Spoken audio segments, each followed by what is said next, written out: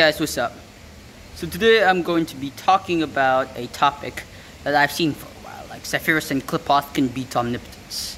Like I've seen a video from a certain YouTuber that, Sephiroth can beat Omnipotence. Well, no, that's not true because there's SCP and because, Sephiroth and Clipoth are created. Like, you can't have two Omnipotence.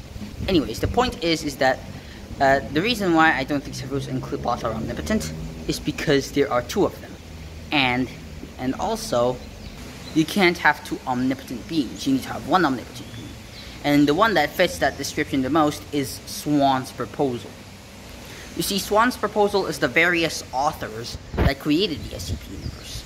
Now, before you say, well, SCP-3812 transcended them, or SCP-5909 killed them, or Sephiroth and Clipoth being above SCP-3812 makes them beyond omnipotent. Well, no, that's not true.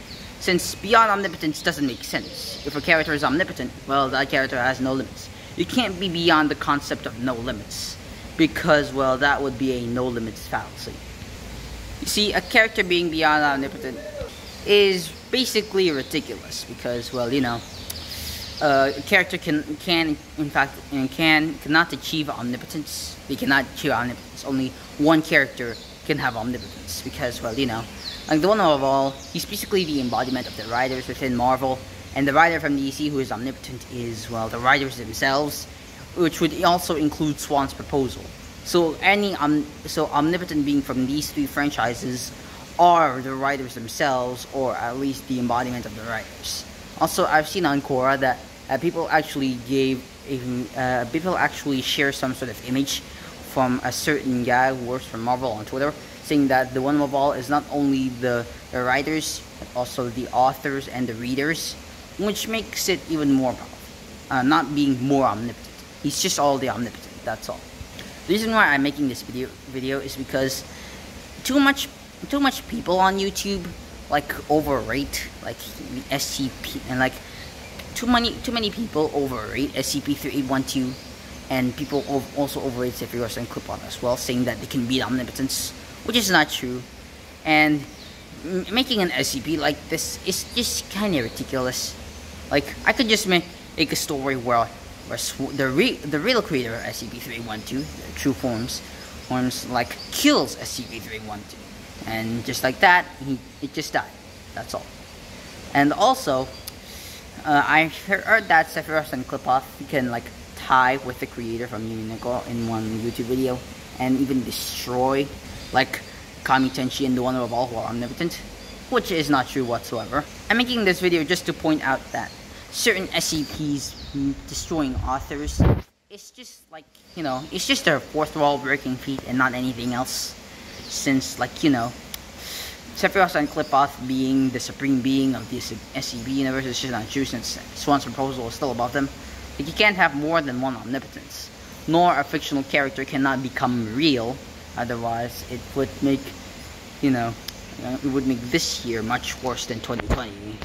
Anyways, and this is just my opinion about why the SCP verse is kind of overrated, since some authors just create SCPs that is just beyond author level. I don't know why. I don't know why they create something like this. I think it's because to put the SCP universe being on top of every fictional universes, which you can't just do that. You can't just create something beyond omnipotent. Nor can you create a character that is that can be real for some reason, unless those characters are the one above all, who are the writers, or the writer from DC, or Swan's proposal from the SCP universe. This is the reason why I criticize some SCP fans. Killing the authors isn't really that much of an impressive feat, as in one DC comic storyline, Mr. Mxyzptlk actually punched the author of DC, and does that make him beyond omnipotent? Well, no. Why? Because there's another non-omnipotent being who transcends Mr. Mxyzptlk called the Ultimator. And even then, Dream of the Endless is still above the Ultimator, so that who is above Mr. Mxyzptlk, and so Dream himself can't beat Mr. Mxyzptlk. That's just how it works. Seriously, it is really unnecessary to create characters like SCP-3112 or something like that, unless a certain limitation is imposed on them, or adding their true forms. Either their true form is omnipotent or nigh-omnipotent, and that's all. Like, I don't know why some SCP authors created characters like this. Like, I don't even understand what they're doing, really. Like, however, I'm still an SCP fan myself, since I do, you know, I am a fan of Sephiroth and Klipoth, who is basically two of my most favorite SCPs. But even then, I already know that Swan's Proposal can still beat them, because Swan's Proposal is the one that created the Sephiroth and Klipoth. Because the authors of the SCP universe, Swan's Proposal, does in fact created the various SCPs within the SCP universe, which would include like gods like Cain and Yaldabaoth and the Scarlet King and SCP-682, or, you know, these high hyperversal deities. These people sometimes overrate them to artiversal, which is not true. It is consistently stated within the SCP log, I think, is that they are high hyperversal. Nothing says about them being outerversal, for that matter. So, yeah, that's how it works, basically. So, yeah, this video is like, I don't know, criticizing some SCP fans. Although I'm an SCP fan myself, just you know, just don't blame me for this. I'm just trying to point out some things that I think some SCP fans missed out on, and also the ridiculousness of the SCP universe. Although it is still a pretty OP verse, like it's still one of the most you know, one of the most overpowered verses of all time, like the Cthulhu Mythos, Marvel, and DC.